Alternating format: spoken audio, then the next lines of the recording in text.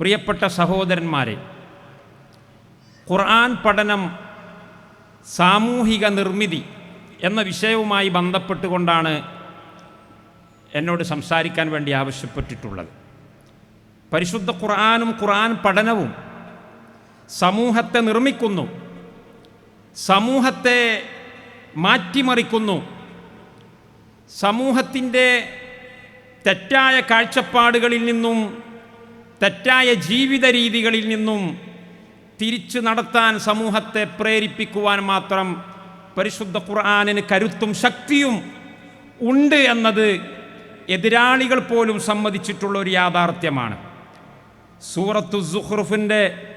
സൂറത്തു ഫുസ്സിലത്തിൻ്റെ 26 അല്ലാഹു സുബ്ഹാനഹു വ തആല ഈ പ്രസ്ഥാനത്തിൻ്റെ എതിരാളികളെ തൊട്ട് 1400 കൊല്ലങ്ങൾക്ക് മുമ്പ് അറബി ഭാഷ സംസാരിച്ചിരുന്ന, അറേബ്യയിൽ ജീവിച്ചിരുന്ന മുഹമ്മദ് നബി സല്ലല്ലാഹു അലൈഹി വസല്ലം തങ്ങളോട് കൂടെ ജീവിച്ചിരുന്ന എതിരാളി വിഭാഗത്തെ ഉദ്ധരിച്ചുകൊണ്ട് പരിശുദ്ധ ഖുർആനിൻ്റെ സൂറത്ത് ഫുസ്സിലത്തിൻ്റെ 26 അല്ലാഹു പറയുകയാണ്, വഖാലല്ലദീന കഫറു ലാ തസ്മഊ ലിഹാദൽ ഖുർആനി വൽഗൗ ഫീഹി ലഅല്ലകും തഗ്ലിബൂൻ. ഓ, നിങ്ങൾ ഈ ഖുർആനിൻ്റെ പാരായണം കേൾക്കരുത്, കേൾക്കാതെ നിങ്ങൾ ശബ്ദമുണ്ടാക്കിക്കൊണ്ടിരിക്കണം.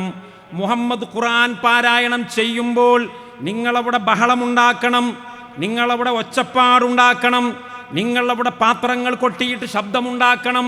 മുഹമ്മദ് പറയുന്നത് കേൾക്കാൻ ആളുകളെ അനുവദിക്കരുത്. ലാ തസ്മഊ ലിഹാദൽ ഖുർആനി വൽഗൗ ഫീഹി, നിങ്ങളവിടെ ബഹളം വെച്ചുകൊണ്ടിരിക്കണം. എന്തിനാണ് ബഹളം വെക്കാൻ വേണ്ടി പറയുന്നത്? ലഅല്ലകും തഗ്ലിബൂൻ, മുഹമ്മദിൻ്റെ ആശയത്തെ നേരിടാനുള്ള കരുത്ത്, നമ്മുടെ ബഹുദൈവത്വത്തിൽ ഊട്ടിയുറപ്പിക്കപ്പെട്ട അന്ധവിശ്വാസത്തിൽ കെട്ടിപ്പടുക്കപ്പെട്ട അധാർമികതയിലും ജീർണതയിലും മലിനമായ ആശയാദർശങ്ങളിലും ജീവിക്കാൻ വേണ്ടി വിധിക്കപ്പെട്ട നമ്മുടെ കാഴ്ചപ്പാടുകൾക്ക് മുഹമ്മദിൻ്റെ നേരായ മാർഗത്തെ ദൈക്ഷണികമായി, വൈജ്ഞാനികമായി, സംവാദാത്മകമായി നേരിടുവാനുള്ള കരുത്തില്ലാത്തതുകൊണ്ട് ഒച്ചപ്പാടുണ്ടാക്കുകയല്ലാത്ത മറ്റൊരു പോംവഴിയില്ല. ലഅല്ലകും തഗ്ലിബൂൻ, നിങ്ങൾക്ക് മുഹമ്മദിനെ ജയിക്കണമോ, മുഹമ്മദിൻ്റെ പ്രസ്ഥാനത്തെ അതിജയിക്കണമോ, ഒരൊറ്റ പോംവഴിയേ ഉള്ളൂ.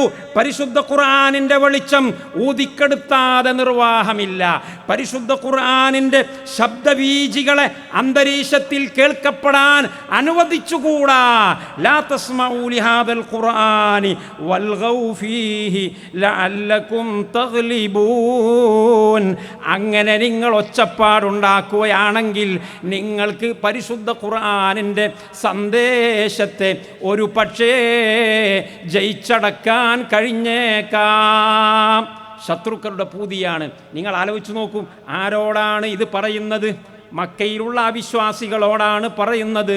മക്കയിലുള്ള ഇസ്ലാമിനെ കുറിച്ച് അവരോടാണ് പറയുന്നത്. അവർക്ക് പോലും അറിയാം ഖുർആൻ മനസ്സിലാക്കപ്പെടാവുന്ന ഗ്രന്ഥമാണ്. ഇന്നിപ്പോൾ നമ്മൾ മുസ്ലിമീങ്ങളായ ആളുകൾ പോലും ചിലർ പറയാൻ തുടങ്ങിയില്ലേ, ഖുർആൻ നമുക്ക് പഠിക്കാൻ കഴിയില്ല.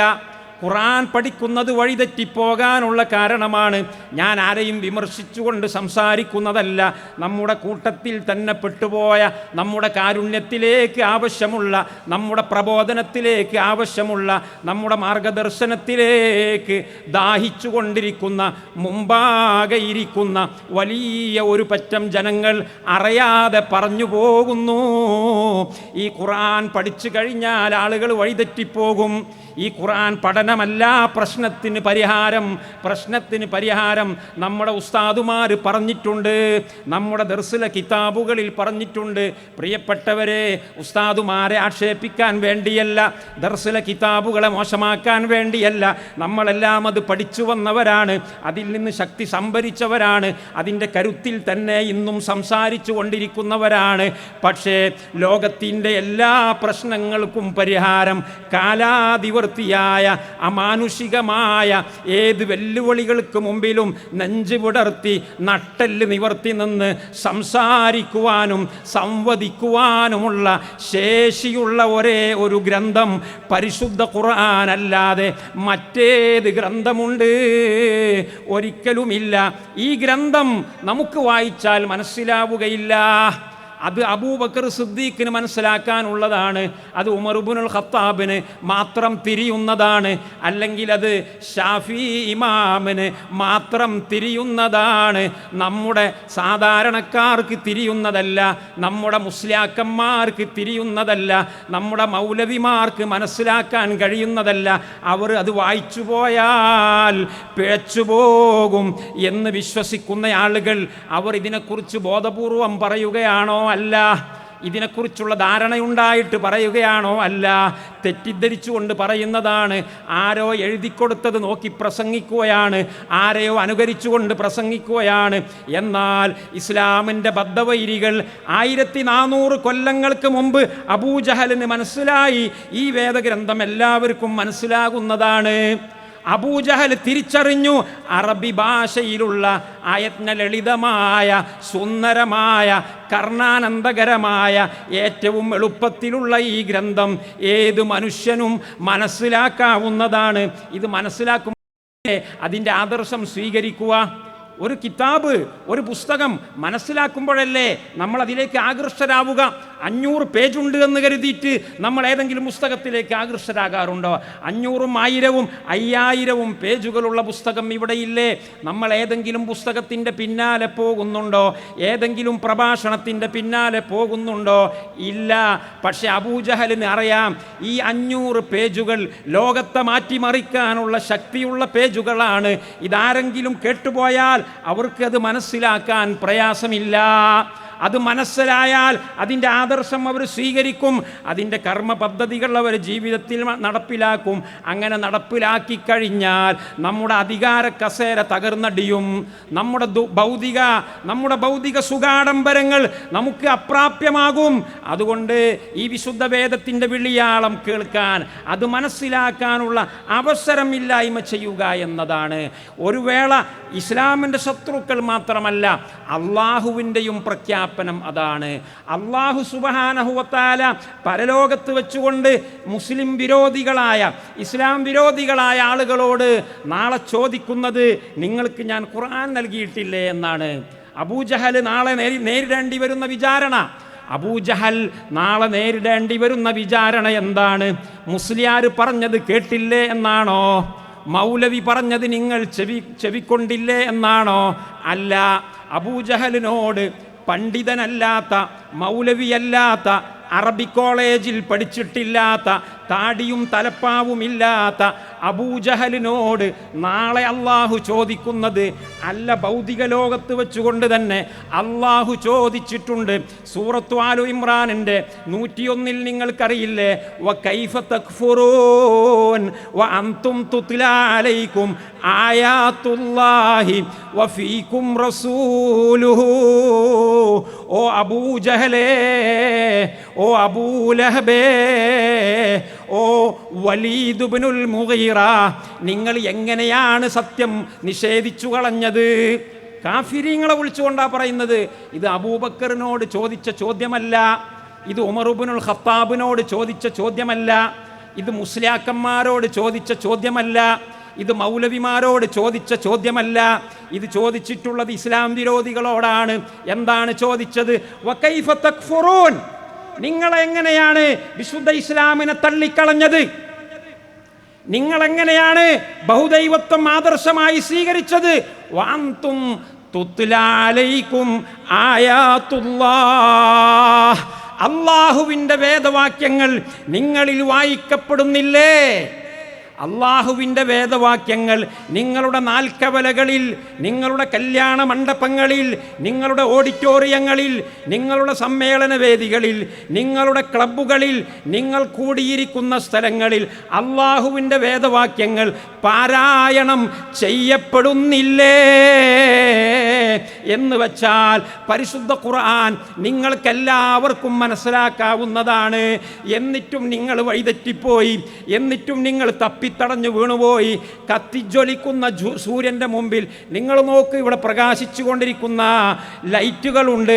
ഈ ലൈറ്റുകൾ ഇവിടെ ഉള്ള സ്ഥിതിക്ക് ഏതെങ്കിലും ഒരാൾ ഇവിടെ കുഴിയിൽ വീണു പോയാൽ നമ്മൾ അവനോട് ചോദിക്കുകയില്ലേ, നീ എന്തുകൊണ്ട് കുഴിയിൽ വീണു?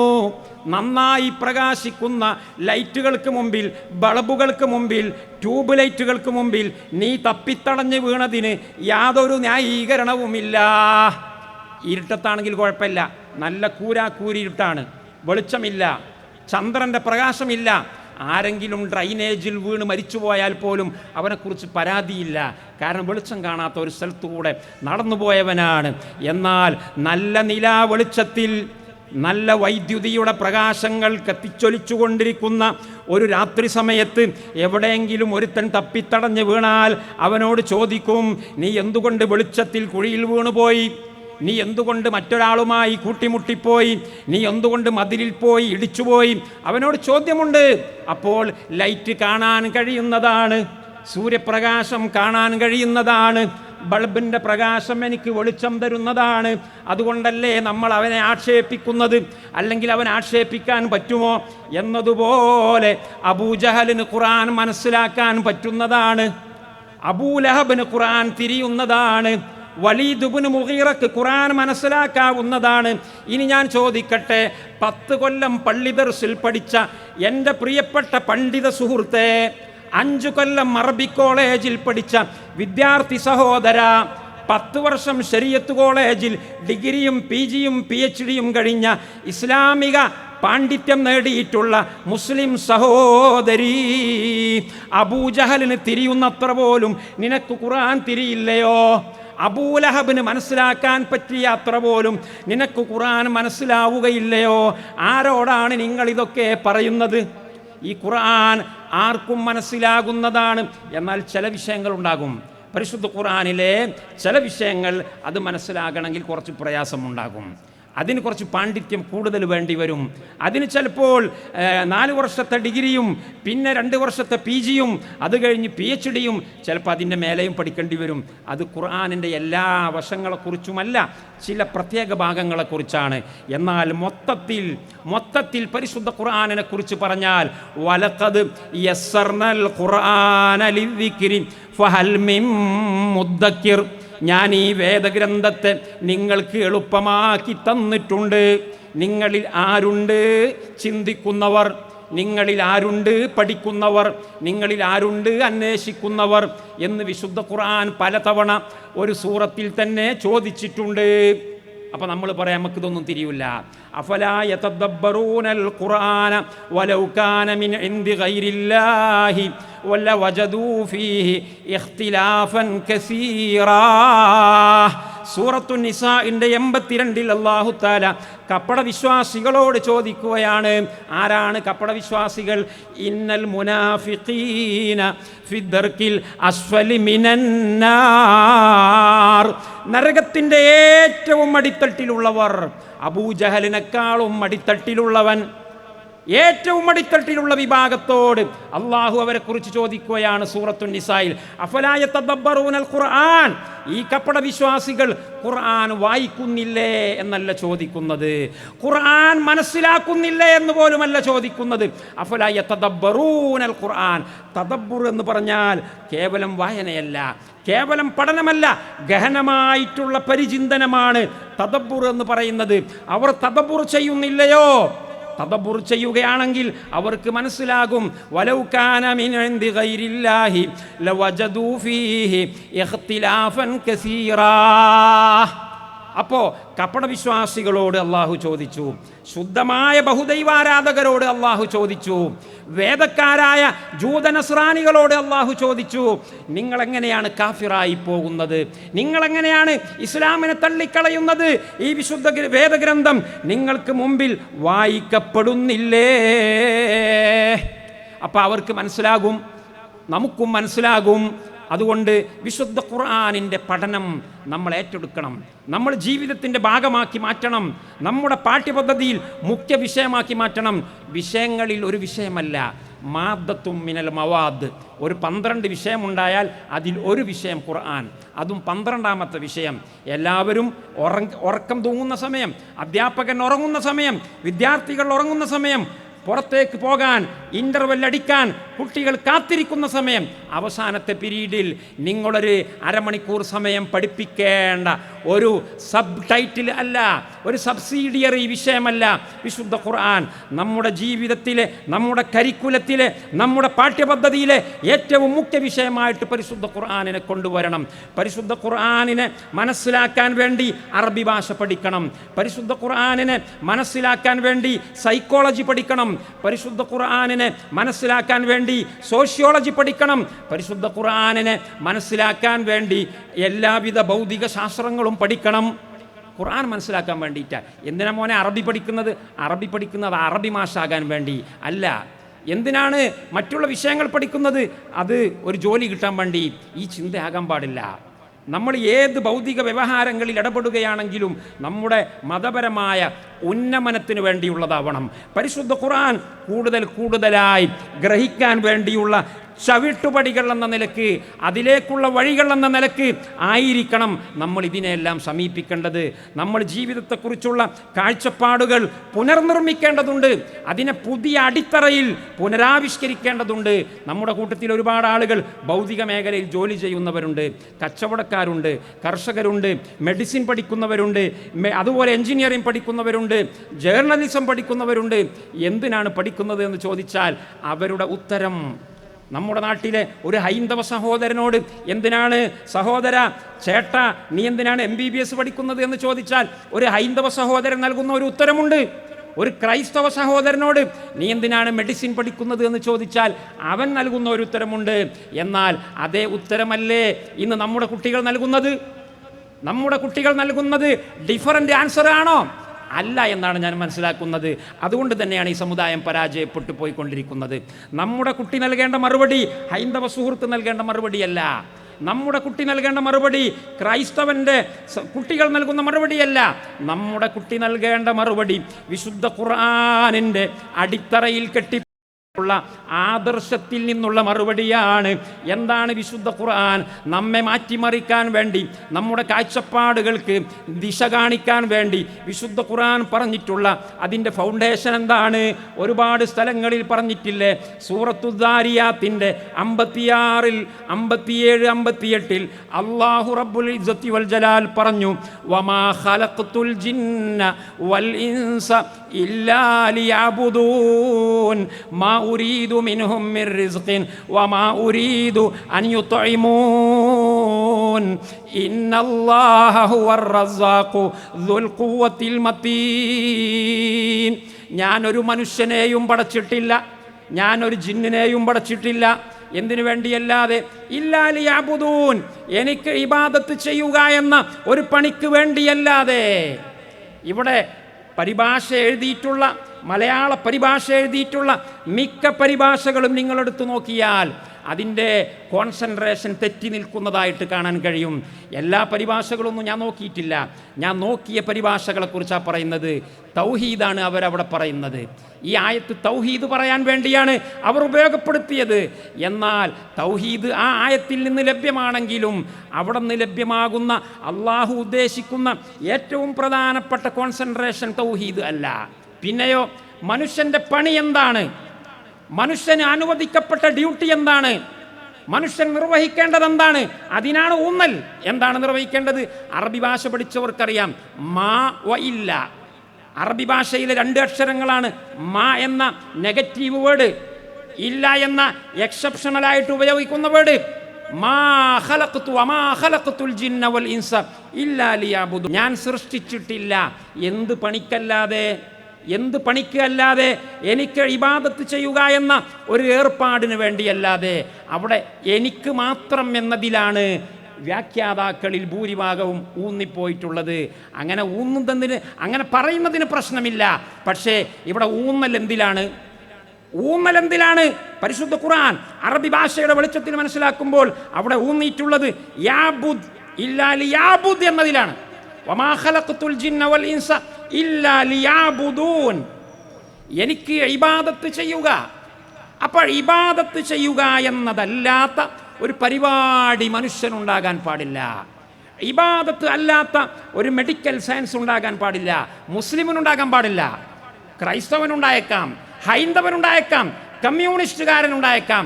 ഒരു മുസ്ലിമിന് ഇബാദത്ത് അല്ലാത്ത എഞ്ചിനീയറിംഗ് ഉണ്ടാകാൻ പാടില്ല. ഒരു മുസ്ലിമിന് ഇബാദത്ത് അല്ലാത്ത വൈവാഹിക ജീവിതം ഉണ്ടാകാൻ പാടില്ല. ഒരു മുസ്ലിമിന് ഇബാദത്തിൻ്റെ പുറത്തു പോകുന്ന സാമ്പത്തിക വ്യവഹാരം ഉണ്ടാകാൻ പാടില്ല. ഒരു മുസ്ലിമിന് ഇബാദത്തിൻ്റെ പുറത്തു പോകുന്ന അടുക്കളയും അന്താരാഷ്ട്ര വ്യവഹാരങ്ങളും ഉണ്ടാകാൻ പാടില്ല.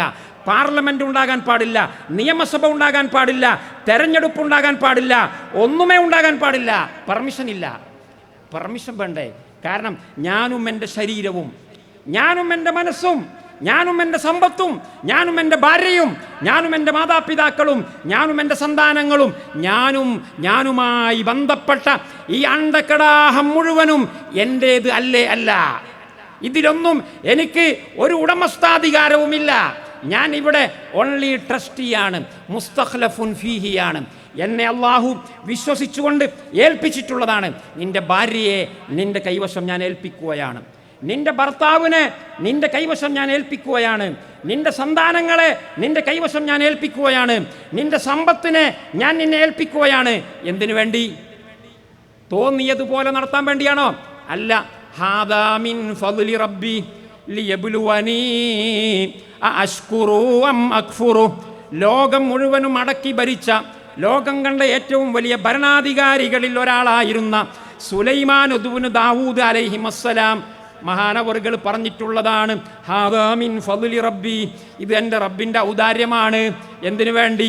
തോന്നിയതുപോലെ ജീവിക്കാനാണോ? അല്ല. ലിയബ്ലുവനി അശ്കുറു അം അക്ഫുറു. ഞാൻ നന്ദിയുള്ളവനാണോ, ഞാൻ നന്ദി കെട്ടവനാണോ? അപ്പം ജീവിതത്തിലുടനീളം ബാത്റൂമിൽ പോകുമ്പോൾ പോലും, ബാത്റൂമിൽ പോകുന്നതൊക്കെ ഇപ്പോൾ ഇബാദത്താകുമോ ചോദിക്കാണ്. 10 മിനിറ്റ് നേരം ടോയ്ലറ്റിൽ പോയിട്ട് മൂത്രമൊഴിക്കാൻ വേണ്ടി, പ്രാഥമിക ആവശ്യങ്ങൾ നിർവഹിക്കാൻ വേണ്ടി ടോയ്ലറ്റിൽ പോയിരിക്കുന്നതൊക്കെ പിന്നെ ഇബാദത്താകുന്നത് എങ്ങനെ? അത് ഇബാദത്ത് ആണ്. അത് ഏറ്റവും വലിയ ഇബാദത്ത് ആയിരിക്കണം. അത് ഏറ്റവും വലിയ ഇബാദത്ത് ആയിരിക്കണം. അത് ഇബാദത്ത് ആക്കാൻ പല ആളുകൾക്കും കഴിയില്ല. ഒരു തുള്ളി മൂത്രം ശരീരത്തിൽ നിന്ന് പുറത്തേക്ക് പോകാതിരിക്കുമ്പോൾ നിങ്ങൾക്ക് അതിൻ്റെ വേദന മനസ്സിലാകുകയില്ല. ഒരു തുള്ളി മൂത്രം ശരീരത്തിൽ കെട്ടിക്കിടക്കുന്ന മൂത്രത്തിൻ്റെ തുള്ളികൾ പുറത്തേക്ക് പോകാതിരുന്നാൽ കോടിക്കണക്കിന് രൂപയുടെ, അല്ലെങ്കിൽ ബില്യണറായിട്ടുള്ള, ശതകോടീശ്വരനായിട്ടുള്ള ഒരു മുതലാളി അദ്ദേഹത്തിൻ്റെ മക്കളെ വിളിച്ചു പറയില്ലേ, എൻ്റെ മക്കളെ, എന്നെ നിങ്ങൾ കൊണ്ടുപോകണം, എന്നെ നിങ്ങൾ ആധുനിക സൗകര്യങ്ങളും സംവിധാനങ്ങളുമുള്ള ഏറ്റവും ഉന്നതമായ ഒരു ചികിത്സാ കേന്ദ്രത്തിൽ കൊണ്ടുപോയി ഞാൻ ഉടമപ്പെടുത്തുന്ന എൻ്റെ എസ്റ്റേറ്റുകളും എൻ്റെ കൊട്ടാരങ്ങളും എൻ്റെ വാഹനങ്ങളും എൻ്റെ വ്യവസായ കേന്ദ്രങ്ങളും മുഴുവനും വിറ്റ് തുലച്ചിട്ടാണെങ്കിൽ പോലും എൻ്റെ ശരീരത്തിലെ മൂത്രം പുറത്ത് കൊണ്ടുപോവണേ എന്ന് മക്കളെ വിളിച്ചു പറയില്ലേ? എന്നാൽ ഞാനും നിങ്ങളും ഇന്ന് അത്തരം ഒരു പ്രയാസത്തിൽ പെട്ടിട്ടുണ്ടോ? ഇല്ല. രാവിലെ എഴുന്നേൽക്കുന്നു, നമ്മുടെ കൈകാലുകൾ ഇളകുന്നുണ്ട്, നമ്മുടെ നാവ് ചലിക്കുന്നുണ്ട്, നമ്മുടെ കണ്ണിന് കാഴ്ചയുണ്ട്, നമ്മൾ എഴുന്നേറ്റ് നടക്കുന്നുണ്ട്, ബാത്റൂമിൽ പോയിട്ട് മൂത്രമൊഴിക്കുന്നുണ്ട്. നമ്മൾ ചിന്തിച്ചോ? കോടിക്കണക്കിന് രൂപയുടെ ഉടമസ്ഥനായ ആൾ പോലും തൻ്റെ കൈവശമുള്ളത് മുഴുവനും വിറ്റ് തുലച്ചിട്ടാണെങ്കിലും വേണ്ടിയില്ല, തൻ്റെ കുട്ടികൾ പട്ടിണിയായിട്ടാണെങ്കിലും വേണ്ടിയില്ല, എൻ്റെ ശരീരത്തിലെ മൂത്രം പുറത്തു കൊണ്ടുവരണം എന്ന് ആഗ്രഹിക്കുന്നുവെങ്കിൽ അവൻ ആരാധന, അവൻ ഇബാദത്തിലായിരിക്കണ്ടേ? അവൻ ബാത്റൂമിലിരിക്കുമ്പോൾ ഇബാദത്തിൽ അല്ലാത്ത ഒരു സെക്കൻഡ് ഉണ്ടാകാൻ പാടുണ്ടോ? അവൻ്റെ മനസ്സിൽ മുഴുവനും അവൻ്റെ മനസ്സിൽ അള്ളാഹുവിനെ കുറിച്ചുള്ള ഓർമ്മ കൊണ്ട്, അള്ളാഹുവിനെ കുറിച്ചുള്ള ചിന്ത കൊണ്ട് അവൻ്റെ മനസ്സ് എൻഗേജ് ആവേണ്ടതുണ്ട്. എന്നാൽ ഞാനും നിങ്ങളും നൂറുകണക്കിന് പ്രാവശ്യം, ആയിരക്കണക്കിന് പ്രാവശ്യം ബാത്റൂമിൽ പോയി ഇരുന്നിട്ടുണ്ട്. ഏതെങ്കിലും ഒരു പ്രാവശ്യം ഇരിക്കുമ്പോൾ ഈ അനുഗ്രഹത്തിൻ്റെ വിലയെക്കുറിച്ച് ചിന്തിച്ചിട്ടുണ്ടോ? ഈ അനുഗ്രഹദാതാവിനെ കുറിച്ച് ചിന്തിച്ചിട്ടുണ്ടോ? നമ്മെ സൃഷ്ടിച്ചവൻ, നമുക്ക് അനുഗ്രഹം നൽകുന്നവൻ, നമുക്ക് ഉപകാരം ചെയ്യുന്നവൻ, നമ്മെ സഹായിക്കുന്നവൻ, എല്ലാത്തിലും ഉപരി നമുക്ക് മാർഗദർശനം അരുളിയവൻ, തിന്നാനും കുടിക്കാനും നൽകുന്നത് മാത്രമല്ല, ഓക്സിജൻ നൽകുന്നത് മാത്രമല്ല, അതിനേക്കാളും വലിയ അനുഗ്രഹം എന്താണ്? ആ അനുഗ്രഹം ഖുർആൻ പഠിപ്പിച്ചു എന്നതാണ്. ആ അനുഗ്രഹം അർ-റഹ്മാൻ അല്ലമൽ ഖുർആൻ ഖലഖൽ ഇൻസാന അല്ലമഹുൽ ബയാൻ. അർ-റഹ്മാൻ കാരുണ്യവാൻ, അല്ലേ? പരമകാരുണ്യവാനാണ്. പരമകാരുണ്യവാനായ അള്ളാഹുവിനെ പരിചയപ്പെടുത്തുന്നത് അന്നം തന്നവൻ എന്ന് പറഞ്ഞുകൊണ്ടല്ല. അന്നം തരുന്നവനാണ്, വെള്ളം തരുന്നവനാണ്, ഓക്സിജൻ തരുന്നവനാണ്. പക്ഷേ പരമകാരുണികനെ പരിചയപ്പെടുത്തുന്ന, പരമകാരുണികൻ എന്ന പേരിൽ ഒരു അധ്യായം തന്നെ കൊണ്ടുവന്ന് ആ അധ്യായത്തിൻ്റെ തുടക്കത്തിൽ ആരാണ് പരമകാരുണികൻ? അന്നം തരുന്നവനാണോ? സൃഷ്ടിച്ചവനാണോ? ആരോഗ്യം തരുന്നവനാണോ? അതിലേക്കൊന്നും കടന്നിട്ടില്ല. അതിലേക്കൊക്കെ കടക്കുന്നതിന് മുമ്പ് ഞാൻ പരമകാരുണികനാവാനുള്ള ഏറ്റവും വലിയ കാരണം, ഞാൻ നിങ്ങൾക്ക് നൽകിയിട്ടുള്ള ഏറ്റവും വലിയ കാരുണ്യം, നിങ്ങൾക്ക് ആരോഗ്യമുണ്ടാകും, നല്ല സൗന്ദര്യമുണ്ടാകും, നിങ്ങളെ കണ്ടാൽ ആരും ആഗ്രഹിച്ചു പോകും, നിങ്ങൾ കോടീശ്വരന്മാരാകും, നിങ്ങൾ വരുമ്പോൾ ആരും എഴുന്നേറ്റ് നിന്നു പോകും. അതൊന്നുമല്ല മോളെ, അതൊന്നുമല്ല മോനെ. അള്ളാഹു നിനക്ക് നൽകിയിട്ടുള്ള ഏറ്റവും വലിയ ഔദാര്യം, അള്ളാഹു എന്നോട് കാണിച്ചിട്ടുള്ള ഏറ്റവും വലിയ ഔദാര്യം ഏതെന്നറിയുമോ? എൻ്റെ സൃഷ്ടിപ്പിനെ കുറിച്ച് പറയുന്നതിൻ്റെ മുമ്പ്, നിന്റെ സൃഷ്ടിപ്പിനെ കുറിച്ച് പറയുന്നതിൻ്റെ മുമ്പ്, നിന്റെ ഉമ്മയുടെ ഉദരത്തിൽ നിന്ന് നിന്നെ പുറത്തേക്ക് കൊണ്ടുവന്ന സംഭവത്തിലേക്ക് സൂചിപ്പിക്കുന്നതിൻ്റെ മുമ്പേ അള്ളാഹു അവൻ്റെ കാരുണ്യം, അവൻ ചെയ്തിട്ടുള്ള ഏറ്റവും വലിയ കാരുണ്യത്തിലേക്ക് സൂചിപ്പിച്ചുകൊണ്ട് പറഞ്ഞത് അർ-റഹ്മാനു അല്ലമൽ ഖുർആൻ. ഖുർആൻ പഠിപ്പിച്ചു. ആരെ പഠിപ്പിച്ചു? ആളുണ്ടായിട്ടില്ല. പെൺകുട്ടി പ്രസവിച്ചിട്ടില്ല, ആൺകുഞ്ഞിനെ പ്രസവിച്ചിട്ടില്ല. ഈ ഭൂമിയിൽ ഒരു മനുഷ്യനെക്കുറിച്ചും സൃഷ്ടിച്ചതിനെക്കുറിച്ച് പറഞ്ഞിട്ടില്ല. അതിൻ്റെ മുന്നേ പറയാ അച്ചാറിടാനുള്ള ഭരണി കൊണ്ടുവച്ചിട്ടുണ്ട്. ഞാൻ അച്ചാർ എന്ന് പറഞ്ഞാൽ അറിയില്ലേ, മാങ്ങ അച്ചാറാക്കിയിട്ട് നമുക്ക് ഉണ്ടാക്കണം, അതിനു വേണ്ടിയിട്ടുള്ള ഭരണി കൊണ്ടുവച്ചിട്ടുണ്ട്. ഏത് മാങ്ങയെക്കുറിച്ചാണ് പറയുന്നത്? മാവിലുണ്ടാകുന്ന മാങ്ങ. ഏത് മാവ്? ഇവിടെ മാവുമില്ല, മാങ്ങയുമില്ല. മാവും മാങ്ങയും ഉണ്ടാകുന്നതിൻ്റെ മുമ്പ് മാങ്ങ അച്ചാറിടാൻ വേണ്ടിയുള്ള ഭരണി കൊണ്ടുവച്ചിട്ടുണ്ട് എന്ന് പറയുന്നത് പോലെ ആദമിനെ സൃഷ്ടിച്ചിട്ടില്ല, ആദമിന് ഭാര്യയെ സൃഷ്ടിച്ചിട്ടില്ല, എന്നെയും നിങ്ങളെയും സൃഷ്ടിച്ചിട്ടില്ല. ഈ സംഭവം പറയുന്നതിൻ്റെ മുമ്പ് അല്ലാഹു ജല്ല ജലാലുഹു, എൻ്റെ ഏറ്റവും വലിയ കാരുണ്യം നിങ്ങൾ തിരിച്ചറിയണം. അത് കഴിഞ്ഞിട്ടേ അന്നമുള്ളൂ, അത് കഴിഞ്ഞിട്ടേ വെള്ളമുള്ളൂ, അത് കഴിഞ്ഞിട്ടേ ക്രമസമാധാനമുള്ളൂ, അത് കഴിഞ്ഞിട്ടേ രാഷ്ട്രീയ സ്വസ്ഥതയും സുസ്ഥിരതയുമുള്ളൂ, അത് കഴിഞ്ഞിട്ടേ സാമ്പത്തിക സുസ്ഥിതിയുള്ളൂ. എല്ലാത്തിലേക്കും സൂചിപ്പിച്ചുകൊണ്ട് അള്ളാഹു പറയുന്നത് അല്ലമൽ ഖുർആൻ, ഖുർആൻ അവനെ പഠിപ്പിച്ചു. ഖലഖൽ ഇൻസാൻ അല്ലമഹുൽ ബയാൻ. അത് കഴിഞ്ഞിട്ടാ പറയുന്നത് മനുഷ്യനെ സൃഷ്ടിച്ചവൻ. അപ്പം ഇത്രയും വലിയ കാരുണ്യത്തിൻ്റെ പാത്രീവരാണോ? ഭാര്യ ദേഷ്യം പിടിക്കുമ്പോഴേക്ക് സ്വഭാവം മാറുന്ന ഭർത്താവാണോ? ഭർത്താവ് ദേഷ്യം പിടിക്കുമ്പോഴേക്ക് തെറ്റിപ്പോകുന്ന ഭാര്യയാണോ? ഇങ്ങനെ പരിശോധിക്കാൻ വേണ്ടിയാണ്. അപ്പോൾ നിങ്ങൾ ആ പരിശോധനയിൽ വിജയിക്കണം. ആ തസ്ബിറൂൻ, നിങ്ങൾ വിജയിക്കാൻ വേണ്ടി പണിയെടുക്കുന്നുണ്ട് എന്നത് അള്ളാഹു കാണും. എൻ്റെ ഭർത്താവിനെ പൊരുത്തപ്പെടിക്കാൻ വേണ്ടി, എൻ്റെ ഭാര്യയുടെ സ്നേഹം സമ്പാദിക്കാൻ വേണ്ടി ഞാൻ അവൾ അറിയാത്ത രീതിയിൽ പരിശ്രമിക്കുന്നുണ്ട്. എൻ്റെ ഭർത്താവിന് സേവനം ചെയ്യാൻ വേണ്ടി അദ്ദേഹം അറിയാത്ത രീതിയിൽ ഞാൻ കഷ്ടപ്പെടുന്നുണ്ട്. പക്ഷേ അദ്ദേഹം അറിഞ്ഞിട്ടില്ലെങ്കിലും അള്ളാഹു അറിയും. വകാന റബ്ബുക ബസീറാ. പെണ്ണേ, നീ ഒരിക്കലും നിരാശപ്പെടണ്ട. നിൻ്റെ ഓരോ ചലനങ്ങളും നിൻ്റെ ഓരോ ചിന്താഗതികളും അള്ളാഹു രേഖപ്പെടുത്തി വെക്കുന്നുണ്ട്. ഇങ്ങനെയുള്ളൊരു പരിശോധനയില്ല. പരിശോധനയില്ലാത്തത് കൊണ്ടായിരിക്കും ഒരു പക്ഷേ നമ്മളൊക്കെ പരാജയപ്പെടാതെ പോകുന്നത്. ഇപ്പോൾ ഇവിടെയുള്ള ആളുകൾ, ഇവിടെയുള്ള ഭൂരിഭാഗം ആളുകൾ, അല്ലെങ്കിൽ ഇവിടെയുള്ള മുഴുവൻ ആളുകൾ നമ്മളാരും കൊലപാതകികളല്ല. നമ്മളെവിടെയെങ്കിലും ഇപ്പോൾ ഒരു 100 ആളുകളെ കൊന്നിട്ടുണ്ടോ? ഇല്ല. നമ്മളെവിടെയെങ്കിലുള്ള നിരപരാധികളായ ആളുകളെ ജയിലിൽ അടച്ചിട്ടുണ്ടോ? ഇല്ല. നമ്മളെവിടെയെങ്കിലും ഖജനാവ് കൊള്ളയടിച്ചിട്ടുണ്ടോ? ഇല്ല. നമ്മളാരും ഇതൊന്നും ചെയ്തിട്ടില്ല. അപ്പോൾ അതിൻ്റെ അർത്ഥം എന്താ? നമ്മളൊക്കെ നല്ല മനുഷ്യന്മാരാണ്. കാരണം ഞാൻ 100 ആളെ കൊന്നിട്ടില്ല, ഞാൻ ഖജനാവ് കൊള്ളയടിച്ചിട്ടില്ല, ഞാൻ നിരപരാധികളായ ആളുകളെ ജയിലിൽ അടച്ചിട്ടില്ല എന്ന് വിചാരിച്ചു കൊണ്ടിരിക്കുകയാണ് നമ്മൾ. എന്നാൽ അതിൻ്റെ ഉദാഹരണം ഏതുപോലെ എന്നറിയോ? പരീക്ഷ എഴുതാതെ ഒരാൾ ഓൻ 10ാം ക്ലാസ് തോറ്റണമെന്ന് ചോദിച്ചാൽ, എടാ മോനെ ഇജ് 10ാം ക്ലാസ്സിൽ ജയിച്ചതാണോ തോറ്റതാണോ എന്ന് ചോദിച്ചാൽ തോറ്റതാണെന്ന് ഓൻ പറയില്ല. ഞാൻ 10ാം ക്ലാസ് തോറ്റിട്ടില്ല. അന്തേ? ഞാൻ 10ാം ക്ലാസ് പോയിട്ടില്ല, 8, 9, 10 പഠിച്ചിട്ടില്ല. അങ്ങനെ പഠിക്കാത്ത ഒരുത്തൻ പരീക്ഷയിൽ തോൽക്കുമോ? ഇല്ല. അങ്ങനെ തോൽക്കാത്ത ഒരുത്തന് എന്ത് ക്വാളിറ്റിയാണ് ഉള്ളത്? തോറ്റിട്ടില്ല എന്ന് പറയുന്നതിന് എന്ത് അർത്ഥമാണുള്ളത്? അതൊരു മീനിങ്ലെസ് സംസാരമാണ്.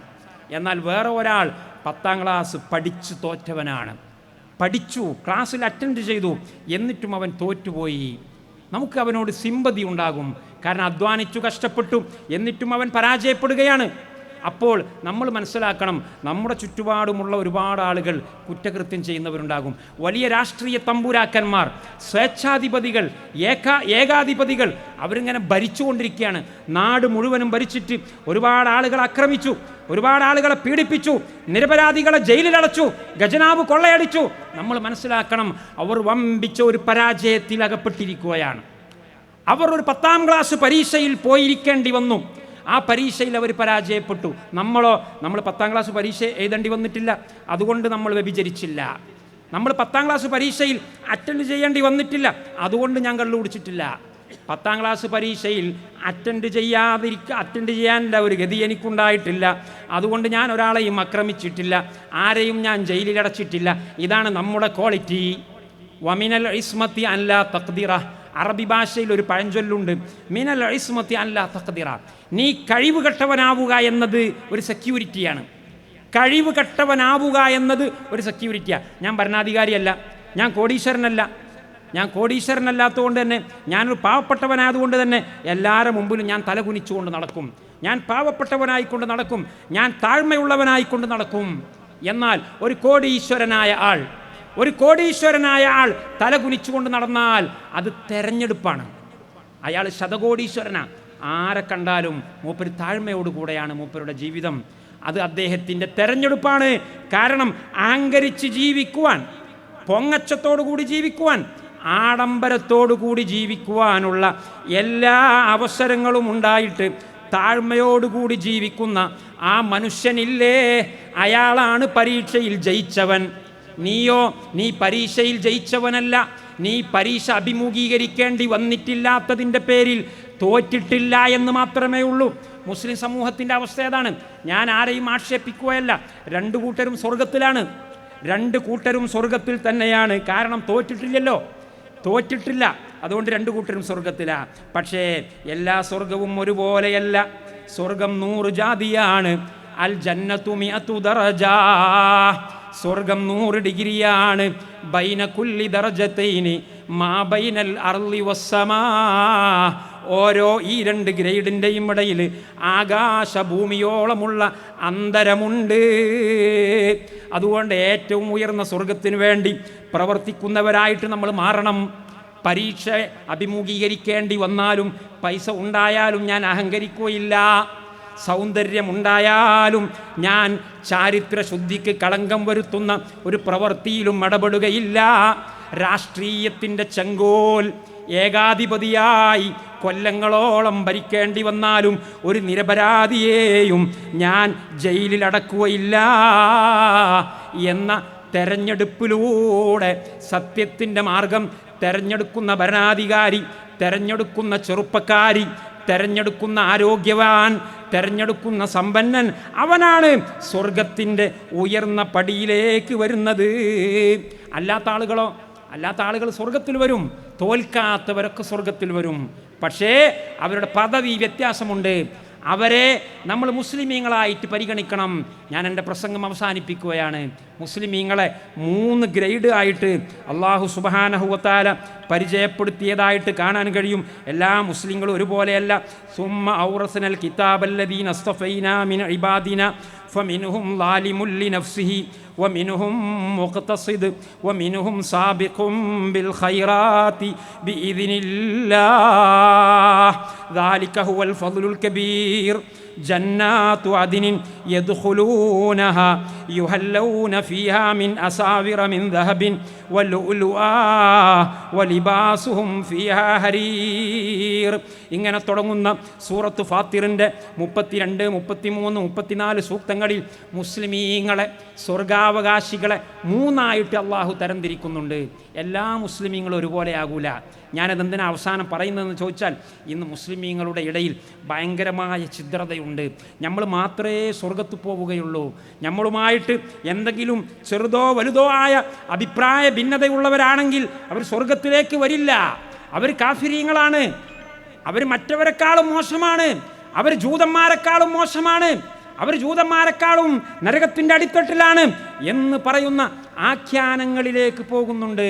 അവരോട് വിശുദ്ധ ഖുർആൻ പഠനം അവരുടെ മനസ്സിനെ മാറ്റേണ്ടതുണ്ട്. വിശുദ്ധ ഖുർആൻ പരിചിന്തനം അവരുടെ ചിന്താഗതിയിൽ മാറ്റങ്ങൾ ഉണ്ടാക്കേണ്ടതുണ്ട്. വിശുദ്ധ ഖുർആൻ സ്വർഗാവകാശികളെ എല്ലാവരെയും ഒരുപോലെയല്ല പറഞ്ഞിട്ടുള്ളത്. 3 വിഭാഗമാണ്. ഒരു വിഭാഗം ഫമിൻഹും ളാലിമുൻ ലിനഫ്സിഹി. ഒന്നാമത്തെ വിഭാഗത്തെ തന്നെ ആരാന്നറിയോ? ഫമിൻഹും ളാലിമുൻ ലിനഫ്സിഹി. ഒന്നാമത്തെ വിഭാഗം മുസ്ലിമീങ്ങൾ, സ്വർഗാവകാശികളെ ഖുർആൻ പരിചയപ്പെടുത്തുന്നത് അവർ അക്രമികളാണ്, അവർ അധാർമികളാണ്, അവർ പഴച്ചുപോയവരാണ്, അവർ വ്യതിയാനം സംഭവിച്ചവരാണ്. അവർക്ക് ആദർശ വ്യതിയാനമുണ്ട്, ധാർമ്മിക വ്യതിയാനമുണ്ട്, സാംസ്കാരിക ധ്രുവീകരണം അവരിൽ സംഭവിച്ചിട്ടുണ്ട്. ഒന്നാമതായിട്ട് എണ്ണി പറഞ്ഞു. എന്തിനാ ഒന്നാമതായിട്ട് എണ്ണി പറഞ്ഞത്? പല തഫ്സീറുകളിലും കാണാം. ഒന്നാമതായിട്ട് അങ്ങനെ പറയാൻ കാരണം ഈ സമുദായത്തിലെ ഭൂരിഭാഗം ആളുകളും അങ്ങനെ ആയിരിക്കും. മുസ്ലിം സമുദായത്തിലെ ഭൂരിഭാഗം ആളുകളും ധാർമ്മികമായി വഴിവിട്ടുപോയവരായിരിക്കും, സാംസ്കാരിക ശൂന്യതയിലായിരിക്കും. പക്ഷേ മുസ്ലിമീങ്ങളാണ്. അതുകൊണ്ടാണ് ഫമിൻഹും എന്ന് പറഞ്ഞത്. ഞാൻ തെരഞ്ഞെടുത്ത അടിമകളിലുണ്ട്. ഞാൻ തെരഞ്ഞെടുത്ത അടിമകൾ എന്ന് പറഞ്ഞില്ലേ, അല്ലദീന സ്തഫൈനാ മിൻ ഇബാദിന ഫമിൻഹും. അവരിൽ ഒന്നാമത്തെ വിഭാഗം അക്രമികളാണ്. അവരും സ്വർഗത്തിലേക്കാണ്. അതിനുശേഷമുള്ള ആയത്തിൽ പറയുന്നുണ്ട് ജന്നാത്തു അദിനിൻ യദ്ഖുലൂനഹാ.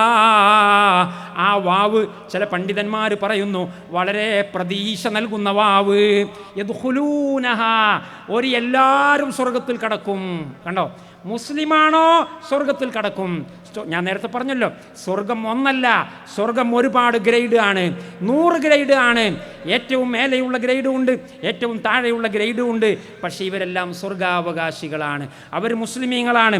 രണ്ടാമത്തെ വിഭാഗത്തെ അല്ലാഹു സുബ്ഹാനഹു വ തആല പരിചയപ്പെടുത്തുന്നത് വമിൻഹും മുഖ്തസിദുൻ.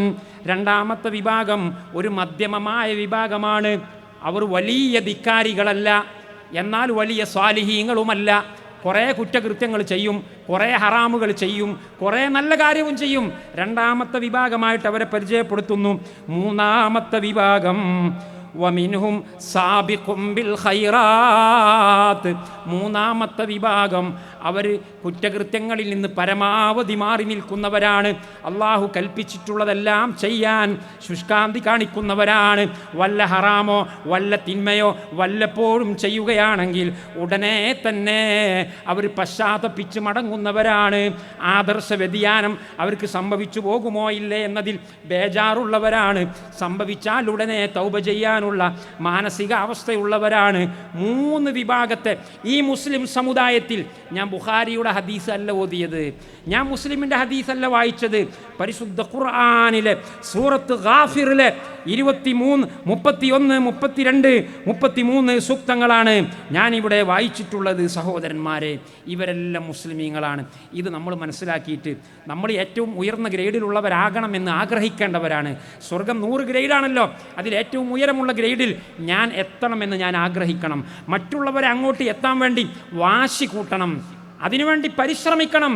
അതിനുവേണ്ടി ചിലപ്പോൾ സംവദിക്കേണ്ടി വരും. അതാണ് വാദപ്രതിവാദം എന്നൊക്കെ പറയുന്നത്. ഇവിടെ സംഘടനകളും തമ്മിൽ, പണ്ഡിതന്മാരും തമ്മിൽ ചിലപ്പോൾ ആശയ സംവാദം ഉണ്ടാകും. ഇതൊന്നും ഒരു കമ്പവലിയല്ല, ഇതൊന്നും ഒരു വടംവലിയല്ല, ഇതൊന്നും ഒരു മസിൽ പവർ കാണിക്കലല്ല. സ്വർഗത്തിൻ്റെ ഏറ്റവും ഉയർന്ന ഗ്രേഡിലേക്ക് കൊണ്ടുപോകാനുള്ള പരിശ്രമമാണ്. അതോടൊപ്പം അറിയാതെ, തെറ്റിദ്ധരിച്ചുകൊണ്ട്, വിവരമില്ലാതെ പിശകിപ്പോയ ആളുകളായതുകൊണ്ട് അവരോട് കാരുണ്യം കാണിക്കണം. അവർ താഴെ പടിയിലാണെങ്കിലും അവർ ഈ സ്വർഗത്തിൻ്റെ അവകാശികളാണ്, അവർ ഈ സമുദായത്തിലെ മെമ്പർമാരാണ്. അവരെ കൈയൊഴിയാൻ പാടില്ല. ഇസ്ലാമിൻ്റെ ശത്രുക്കൾ, ജൂത സിയോണിസ്റ്റുകൾ അവരെ വളഞ്ഞിട്ട് ആക്രമിക്കുമ്പോൾ ഈ സമുദായത്തിൽപ്പെട്ടവരെ കൈയൊഴിയുന്ന ഒരു നിലപാട് നമുക്കുണ്ടാകാൻ പാടില്ല. അതോടൊപ്പം അവർ പെശകിയവരാണ്, ഗുരുതരമായ പെശകുള്ളവരാണ്, ധാർമ്മിക ശൂന്യത അനുഭവപ്പെടുന്നവരാണ്, ആദർശ വ്യതിയാനമുള്ളവരാണ് എന്ന് പറയുകയും വേണം. അതോടൊപ്പം നമ്മൾ തന്നെ പൊക്കികളാകാനും പാടില്ല. ഞാൻ ആദർശശുദ്ധിയുള്ളവനൊക്കെ ആയിരിക്കാം, കർമ്മശുദ്ധിയുള്ളവനൊക്കെ ആയിരിക്കാം, എന്നാൽ പോലും എൻ്റെ അവസ്ഥ അള്ളാഹുവിൻ്റെ റഡാറിൽ ഞാൻ എങ്ങനെ എന്നത് എനിക്കിപ്പോൾ തീരുമാനിക്കാൻ കഴിയില്ലല്ലോ. എൻ്റെ കർമ്മങ്ങളെല്ലാം ഉപാധികൾ മേളിച്ചതാണെങ്കിൽ അള്ളാഹു സ്വീകരിക്കുമെന്ന് ഉറപ്പാണ്. എൻ്റെ കർമ്മങ്ങൾ ഉപാധികൾ മേളിച്ചതാണെങ്കിൽ അള്ളാഹു സ്വീകരിക്കുമെന്നതിൽ സംശയമില്ല. അള്ളാഹു കരാർ ലംഘിക്കാത്തവനാണ്. പക്ഷേ എൻ്റെ കർമ്മങ്ങൾക്ക് അനിവാര്യമായ ആന്തരികവും ബാഹ്യവുമായ ഉപാധികളിൽ ഏതെങ്കിലും ഒരു ഉപാധി ഞാൻ അറിയാതെ വിട്ടുപോയിട്ടുണ്ടെങ്കിൽ എൻ്റെ നമസ്കാരം മുഴുവൻ വെള്ളത്തിലല്ലേ, എൻ്റെ നോമ്പ് മുഴുവനും വെള്ളത്തിലല്ലേ, എൻ്റെ സക്കാത്ത് മുഴുവനും വെള്ളത്തിലല്ലേ. അതുകൊണ്ട് ഞാൻ അവനെക്കാളും ഉഷാറാണ് എന്ന് അഭിമാനിക്കാൻ പോലും, എന്ന് വിചാരിക്കാൻ പോലും ഒരു സത്യവിശ്വാസിക്ക്, അഹ്ലുസുന്നത്തി വൽ ജമാഅയിൽ അടിയുറച്ചു നിൽക്കുന്നവന്, സലഫിൻ്റെ മൻഹജിൽ ഉറച്ചു നിൽക്കുന്നവന് മനസ്സ് വരികയില്ല.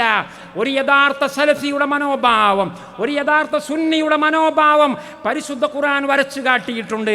ആരാണ് യഥാർത്ഥ സലഫി, ആരാണ് യഥാർത്ഥ സുന്നി എന്ന് സൂറത്തുൽ മുഅ്മിനൂനിൻ്റെ 60-ാമത്തെ സൂക്തത്തിൽ അല്ലാഹു ജല്ല ജലാലുഹു പറഞ്ഞു പരിചയപ്പെടുത്തുന്നു. വല്ലദീന യൂതൂന മാ അതൗ ഖുലൂബുഹും വജിലത്തുൻ അന്നഹും ഇലാ റബ്ബിഹിം റാജിഊൻ. ഒരു യഥാർത്ഥ സുന്നിയായ മനുഷ്യൻ, നബിയും സഹാബത്തും ജീവിച്ച ആദിമവിശുദ്ധി കൈമുതലാക്കിയിട്ട് മുന്നേറുന്ന ഒരു സഹോദരി, ഒരു സഹോദരൻ, അവൻ നമസ്കാരത്തിൻ്റെ പേരിൽ, ആദർശശുദ്ധിയുടെ പേരിൽ, നോമ്പിൻ്റെ പേരിൽ, സക്കാത്തിൻ്റെ പേരിൽ, ഹിജാബിൻ്റെ പേരിൽ, ഖുർആൻ പാരായണത്തിൻ്റെ പേരിൽ അവൻ അഭിമാനം നടിക്കുകയില്ല, അവൻ നിർഭയനാവുകയില്ല. കാരണം അവൻ്റെ സ്വഭാവ ഗുണത്തെക്കുറിച്ച്, അവൻ്റെ മനോഭാവത്തെക്കുറിച്ച്, അവൻ്റെ വേദഗ്രന്ഥം, അവനെപ്പോലെയുള്ള ആളുകളെക്കുറിച്ച് അവൻ്റെ വേദഗ്രന്ഥം പരിചയപ്പെടുത്തുന്നത് വല്ലദീന, ആ സലഫികൾ, ആ സുന്നികൾ, അഹ്ലുസുന്നത്തി വൽ ജമാഅയിൽ വിശ്വസിക്കുന്ന അവരുടെ ഗുണമെന്തെന്നറിയുമോ? യൂതൂന മാ അതൗ, അവരുടെ കൈവശങ്ങളിലുള്ളതെല്ലാം അവർ നൽകിക്കൊണ്ടിരിക്കും. ശതകോടീശ്വരനാണ്. ഇടവും വലവും നോക്കാതെ കയ്യിലുള്ളത് മുഴുവനും, അള്ളാഹു നൽകിയത് മുഴുവനും അള്ളാഹുവിൻ്റെ മാർഗത്തിൽ, സ്വന്തം ഉടപ്പറപ്പുകൾക്ക് വേണ്ടി, സ്വന്തം ചോരയിൽ ജനിച്ചവർക്ക് വേണ്ടി, സ്വന്തം ആദർശത്തിൽ വിശ്വസിക്കുന്നവർക്ക് വേണ്ടി, അന്യ സമുദായക്കാർക്ക് വേണ്ടി, ഈ രാജ്യത്തെ ജനങ്ങൾക്ക് വേണ്ടി കൈയഴഞ്ഞ് കൊടുത്തുകൊണ്ടിരിക്കുമ്പോഴും അവൻ്റെ മനോഭാവം എന്തറിയുമോ? വഖുലൂബുഹും വജിലാ, അവൻ മനസ്സംതൃപ്തനല്ല. അവൻ സ്വർഗത്തിൽ റിസർവ്ഡാണ്, സീറ്റ് ബുക്ക് ചെയ്തവനാണ്. അവരൊക്കെ നരകത്തിൽ, ഞാൻ മാത്രം സ്വർഗത്തിൽ പോയാൽ ഞാൻ അവിടെ ഒറ്റപ്പെട്ടു പോകുമോ എന്ന വികൃത ചിന്താഗതിയല്ല അവനെ പിടികൂടുന്നത്. വഖുലൂബുഹും വജിലാ, അവൻ്റെ ഹൃദയം പെടപെടക്കുകയാണ്, അവൻ്റെ കാൽമുട്ടുകൾ തമ്മിലടിക്കുകയാണ്. എൻ്റെ ദാനധർമ്മം അല്ലാഹു സ്വീകരിച്ചിട്ടുണ്ടോ ഇല്ലേ? എൻ്റെ സുന്നി വിശ്വാസം, എൻ്റെ സലഫി നിലപാടുകൾ കൃത്യമാണോ? എതിരാളിയെ തോൽപ്പിക്കാൻ വേണ്ടിയുള്ളതാണോ? അങ്ങേ പ്രസ്ഥാനത്തിലുള്ളവനെ പരാജയപ്പെടുത്താനാണോ? ആ പാർട്ടിക്കാരനെ തോൽപ്പിക്കാൻ വേണ്ടിയുള്ളവനാണോ? ആ പള്ളിയിൽ പോകുന്നവനെ പരിഹസിക്കാൻ വേണ്ടിയുള്ളവനാണോ? എൻ്റെ ഇഖ്ലാസിൻ്റെ കുറവുണ്ടെങ്കിൽ എൻ്റെ വിശ്വാസശുദ്ധിക്ക് എന്ത് പ്രസക്തിയാണുള്ളത്? എൻ്റെ ദാനധർമ്മക്കൾക്ക് എന്ത് പ്രസക്തിയാണുള്ളത്? വഖുലൂബുഹും വജിലത്തുൻ അന്നഹും ഇലാ റബ്ബിഹിം റാജിഊൻ.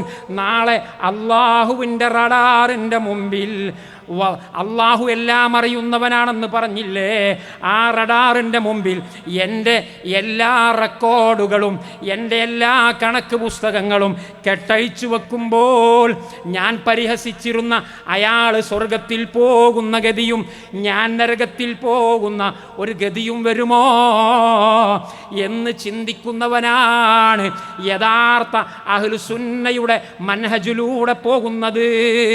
പരലോകത്ത് വെച്ചുകൊണ്ട് അള്ളാഹു വിളിച്ചു പറയുകയാണ്, മഹാന്മാർ പറയുകയാണ്, അബൂബക്കർ സിദ്ദീഖിനെ പോലെയുള്ള, ഉമർ ഇബ്നുൽ ഖത്താബിനെ പോലെയുള്ള സ്വർഗം കൊണ്ട് സന്തോഷവാർത്ത അറിയിച്ചിട്ടുള്ള മഹാന്മാരായ സഹാബികളിൽ നിന്ന് ഉദ്ധരിക്കപ്പെടുകയാണ്. എന്താ ഉദ്ധരിക്കപ്പെടുന്നത്? എല്ലാ മനുഷ്യരോടും അള്ളാഹു പറയുന്നു, എൻ്റെ സൃഷ്ടികളെ നിങ്ങൾ മുഴുവനും സ്വർഗത്തിൽ പ്രവേശിക്കണം, ഒരാൾ ഒഴികെ ഒരാൾ സ്വർഗത്തിൽ പോകരുത്, ബാക്കിയുള്ള എല്ലാവരും സ്വർഗത്തിൽ പോവണം എന്ന് അള്ളാഹു പറയുമ്പോൾ ആ നരകത്തിലേക്ക് പോകാൻ വിധിക്കപ്പെട്ട ആ ഒരുത്തനില്ലേ, ആ ഒരുത്തൻ ഞാനായിരിക്കുമെന്ന് എനിക്ക് പേടിയുണ്ട് എന്ന് പറഞ്ഞത് അബൂബക്കർ സിദ്ദീഖ് ആണ്, ഉമർ ഇബ്നുൽ ഖത്താബ് ആണ്. എൻ്റെ രണ്ട് കാലുകളിൽ ഒരു കാൽ സ്വർഗത്തിലും മറ്റേ കാൽ സ്വർഗത്തിൻ്റെ പുറത്തുമായാൽ പോലും എനിക്ക് നിർഭയത്വമില്ല. എൻ്റെ രണ്ട് കാലുകളും സ്വർഗത്തിൽ ചവിട്ടിയതിൻ്റെ ശേഷം മാത്രമേ രക്ഷപ്പെട്ടു എന്ന് ഞാൻ വിചാരിക്കുകയുള്ളൂ എന്ന് പറഞ്ഞത് സലഫി ലോകത്തിൻ്റെ ആധികാരിക നേതൃത്വമാണ്. അതുകൊണ്ട് പ്രിയപ്പെട്ട സഹോദരന്മാരെ, സാമുദായിക സഹവർത്തിത്വം, മുസ്ലിം ബ്രദർഹുഡ്, മുസ്ലിം സാഹോദര്യം, ഇസ്ലാമിൻ്റെ മക്കൾ ഒരു മേനിയെപ്പോലെ, ഒരു ശരീരം പോലെ, തെറ്റ് ചെയ്തവനോട് തെറ്റ് ചെയ്യാത്തവൻ കാരുണ്യം കാണിക്കുന്ന, അതോടൊപ്പം ഗുണദോഷിക്കുന്ന ഒരു അവസ്ഥാവിശേഷം, ഒരു കാലാവസ്ഥ, ഒരു അന്തരീക്ഷം നമ്മുടെ ഈ സംഘടനാ വൈപുല്യങ്ങളുടെ, സംഘടനാ വൈവിധ്യങ്ങളുടെ കാലത്ത് പരിശുദ്ധ ഖുർആനിൻ്റെ ഉത്ബോധനങ്ങളിൽ നിന്ന് ഉൾക്കൊണ്ടുകൊണ്ട് നമ്മുടെ പ്രബോധന ജീവിതത്തിൽ, നമ്മുടെ വൈജ്ഞാനിക ജീവിതത്തിൽ നമ്മുടെ കാഴ്ചപ്പാടുകളെ പുതിയ ഒരു അടിത്തറയിൽ നമ്മൾ പുനഃക്രമീകരിക്കുകയും പുനരാവിഷ്കരിക്കുകയും ചെയ്യേണ്ടതുണ്ട് എന്ന് അള്ളാഹുവിൻ്റെ വിശുദ്ധ വേദഗ്രന്ഥത്തിൻ്റെ പരിശുദ്ധ ഖുർആനിൻ്റെ പേരിൽ എൻ്റെ സ്വന്തം ശരീരത്തോടും എൻ്റെ ഈ സദസ്സിലിരിക്കുന്ന ഈ KNM മർക്കസുദ്ദാവയുടെ പ്രിയം നിറഞ്ഞ സ്നേഹധന്യരായ സഹോദര സഹോദരിമാരോടും എൻ്റെ സംസാരം കേൾക്കുന്ന കേരളക്കരയിലുള്ള എല്ലാ ഇസ്ലാമിക പ്രസ്ഥാനങ്ങളുടെ അനുയായികളോടും നേതാക്കളോടും പണ്ഡിത സഹോദരന്മാരോടും സാഹോദര്യബോധത്തോടുകൂടി, അതുപോലെ കാരുണ്യബോധത്തോടുകൂടി, അതുപോലെ ഗുണകാംക്ഷയോടുകൂടി, താഴ്മയോടുകൂടി ഓർമ്മപ്പെടുത്തിക്കൊണ്ട് ഈ നീണ്ട സംസാരം ഞാനിവിടെ ഉപസംഹരിക്കുകയാണ്. അല്ലാഹു റബ്ബുൽ ഇസ്സത്തി വൽ ജലാൽ നമ്മൾ ഈ പറഞ്ഞതിനെയും കേട്ടതിനെയുമെല്ലാം ഒരു സാലിഹായ അമലായി നമ്മിൽ നിന്ന് സ്വീകരിക്കുമാറാകട്ടെ. നമ്മുടെ മാതാപിതാക്കൾ, ഭാര്യ, സന്താനങ്ങൾ, സഹോദര സഹോദരിമാർ, നമ്മുടെ പ്രസ്ഥാനത്തിൽ നിന്ന്, അതിൻ്റെ സേവന രംഗത്ത് നിന്ന് മരണപ്പെട്ടു പോയ പൂർവ്വകാല നേതാക്കളും പ്രവർത്തകന്മാരും, അതുപോലെ മുസ്ലിം കേരളത്തിൽ നിന്നും പുറത്തും മരണപ്പെട്ടു പോയ ആളുകൾ, കൊല ചെയ്യപ്പെട്ടു പോയ ശുഹദാക്കൾ, ഫലസ്തീനിലെ പോർഭൂമിയിൽ, പശ്ചിമേഷ്യയിലെ ജിഹാദിൻ്റെ മണ്ണിൽ സിയോണിസത്തിൻ്റെ വെടിയുണ്ടകൾ ഏറ്റുകൊണ്ട് ധീരരക്തസാക്ഷികളായി ചോരച്ചാലിൽ മരണം പുലുകിക്കൊണ്ടിരിക്കുന്ന ലക്ഷക്കണക്കായ എൻ്റെയും നിങ്ങളുടെയും ഉമ്മമാരുടെയും ഉപ്പമാരുടെയും സന്താനങ്ങളുടെയും സഹോദരന്മാരുടെയും ഭാര്യമാരുടെയും ഭർത്താക്കന്മാരുടെയും പണ്ഡിത നേതാക്കളുടെയും മുജാഹിദുകളുടെയും എല്ലാ തെറ്റുകുറ്റങ്ങളും അള്ളാഹു പുറത്തു മാപ്പാക്കി തരുമാറാകട്ടെ. നമ്മയും അവരെ എല്ലാവരെയും ഈ സദസ്സിൽ ഒരുമിച്ച് കൂടിയിട്ടുള്ള ഒരാളെയും ഒഴിവാക്കാതെ അള്ളാഹുവേ, നീ ഞങ്ങളെ എല്ലാവരെയും നാളെ ജന്നാത്തുൽ ഫിർദൗസിൽ ഒരുമിച്ച് കൂട്ടണേ അള്ളാഹുവേ. ഞങ്ങളുടെ യോഗ്യത കൊണ്ടല്ല, ഞങ്ങളുടെ അർഹത കൊണ്ടല്ല, ഞങ്ങൾ നിസ്സാരന്മാരാണ്, ഞങ്ങൾ ശൂന്യ ഹസ്തരാണ്, ഞങ്ങൾ വട്ടപൂജ്യങ്ങളാണ്. പക്ഷേ നിൻ്റെ കാരുണ്യത്തിൻ്റെ, നിൻ്റെ ഔദാര്യത്തിൻ്റെ വിശാലത മുമ്പിൽ നിർത്തിക്കൊണ്ട് ഞങ്ങൾ ലാ ഇലാഹ ഇല്ലല്ലാഹയിൽ വിശ്വസിക്കുന്നവരാണ്, ഞങ്ങൾ മുഹമ്മദുർ റസൂലുള്ളാഹിൽ അചഞ്ചലമായി വിശ്വസിക്കുന്നവരാണ്, ഞങ്ങൾ മുഹമ്മദുനിൽ മുസ്തഫായെ ചോദ്യം ചെയ്യാതെ അംഗീകരിക്കുന്നവരാണ്. മുഹമ്മദ് നബിയുടെ ആദർശത്തിനല്ലാതെ ഈ ലോകത്തും പരലോകത്തും മോചനത്തിൻ്റെ മാർഗം നൽകാൻ സാധ്യമല്ല എന്ന് അടിയുറച്ച് വിശ്വസിക്കുന്നവരാണ്. ആ വിശ്വാസത്തെ മാത്രം മുന്നിൽ നിർത്തിക്കൊണ്ട് ഫആമന്നാ ഫഗ്ഫിർ ലനാ ദുനൂബനാ ഖാലു റബ്ബനാ ഇന്നനാ സമീഅനാ മുനാദിയൻ യുനാദി ലിൽ ഈമാനി അൻ ആമിനു ഫആമന്നാ. മുഹമ്മദ് നബി പറഞ്ഞു, ഞങ്ങൾ വിശ്വസിച്ചു. അതുകൊണ്ട് അത് മുമ്പിൽ നിർത്തിക്കൊണ്ട് ചോദിക്കുന്നു, ഫഗ്ഫിർ ലനാ ദുനൂബനാ വകഫിർ അന്നാ സയ്യിആതിനാ വതവഫനാ മഅൽ അബ്റാർ. ربنا تقبل منا إنك أنت السميع العليم وتب علينا إنك أنت التواب الرحيم. اللهم اجعل جمعنا هذا جمعا مرحوما وتفرقنا من بعده تفرقا معصوما ولا تجعل منا ولا فينا ولا شقيا ولا مطرودا ولا محروما. اللهم أعز الإسلام والمسلمين وأذل الشرك والمشركين. اللهم انصر جيوش الموحدين. اللهم أنجِ المستضعفين من المؤمنين. اللهم فك أسر المأسورين في جميع البلاد العربية والإسلامية. اللهم انصر إخواننا المجاهدين المقاتلين المستضعفين في أكناف بيت المقدس وأرض غزة وفلسطين. اللهم كن لهم ولا تكن عليهم. اللهم الطف بهم. اللهم عجل لهم بالفرج والنصر والظفر والفتح المبين. اللهم أهلك الكفرة والمنافقين. اللهم دمر أعداء الدين من اليهود والنصارى والمجرمين والوثنيين والصهاينة المجرمين والأمريكان المعتدين. اللهم خذهم أخذ عزيز مقتدر يا عزيز يا جبار يا قادر يا مقتدر. ربنا آتنا في الدنيا حسنة وفي الآخرة حسنة وقنا عذاب النار. وآخر دعوانا الحمد لله رب العالمين والسلام عليكم ورحمة الله وبركاته.